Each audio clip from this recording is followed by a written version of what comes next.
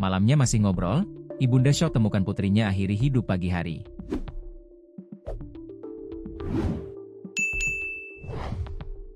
Seorang ibu syok mendapati putrinya yang berinisial CLG mengakhiri hidup di dalam kamar mandi.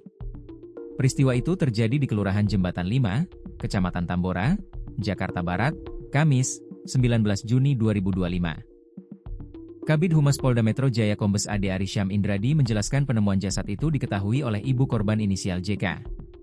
Menurut keterangan yang digali, mulanya ibu korban masih mengobrol dengan anaknya pada Rabu, 18 Juni 2025, sekitar pukul 22 WIB di kamar korban. Saksi mengatakan melihat korban bersantai tengkurap sambil memainkan HP dan ibu korban menanyakan apakah sudah mandi belum karena korban baru selesai dari acara ulang tahun, ucap Ade Ari dalam keterangan Sabtu, 21 Juni 2025. Setelah itu ibu korban pergi dari kamar korban dan balik ke kamarnya untuk istirahat tidur. Hari berganti, ibu korban bergegas ke kamar mandi. Betapa kagetnya ia melihat sang anak akhiri hidup. Pada Kamis 19 Juni 2025 pukul 10.15 WIB saat saksi JK ke kamar mandi dan membuka pintu melihat korban akhiri hidup, tambah Ade Ari. Seketika ibu korban berteriak dan memanggil saksi ayah korban inisial TG. Setelah dicek ternyata korban sudah tidak bernafas.